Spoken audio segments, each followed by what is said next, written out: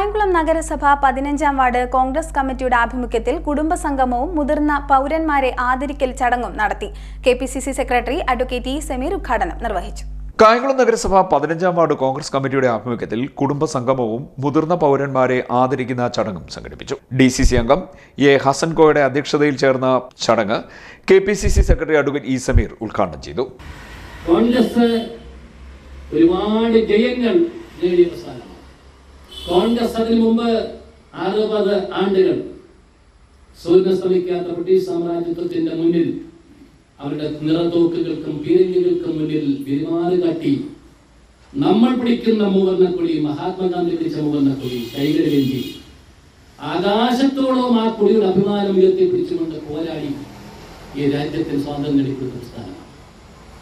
ആ പ്രസ്ഥാനത്തിന്റെ പ്രസിഡന്റായിരുന്നു രാഷ്ട്രപിതാവ് മഹാത്മാഗാന്ധി എന്ന് പറയുന്നത്.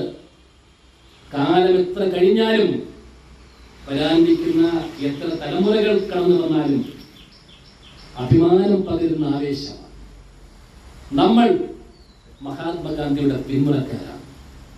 നമ്മൾ രാജ്യത്തിന് വേണ്ടി പോരാടിയ കോൺഗ്രസിന്റെ പിന്മുറക്കാരാണ്. കോൺഗ്രസ് 60 കൊല്ലം ബ്രിട്ടീഷുകാർക്കെതിരെ സ്വാതന്ത്ര്യത്തിന് വേണ്ടി പോരാടിയപ്പോൾ 1 ലക്ഷം സ്വാതന്ത്ര്യ സമര സേനാനികൾക്ക് ജീവൻ നഷ്ടപ്പെട്ടിട്ടുണ്ട്. 1 ലക്ഷം പേരുടെ ജീവൻ പരിവർത്തിച്ചാണ് ഞാനും നിങ്ങളും ഇന്ന് അനുഭവിക്കുന്ന ഇന്ത്യയിലെ 145 കോടി ജനങ്ങൾ അനുഭവിക്കുന്ന സ്വാതന്ത്ര്യം നേടിയെടുത്തത്.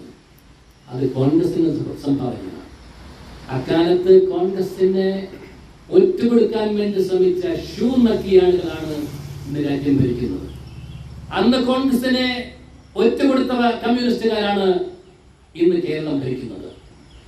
അവർക്കൊക്കെ അന്ന് വിദേശ രാജ്യശക്തികളുടെ താല്പര്യങ്ങൾക്ക് വേണ്ടിയിട്ടാണ് അവർ റഷ്യയുടെയും ചൈനയുടെയും താല്പര്യങ്ങൾക്ക് വേണ്ടിയാണ് കമ്മ്യൂണിസ്റ്റുകാരും ബ്രിട്ടീഷുകാരനൊക്കെ ചേർന്നത്.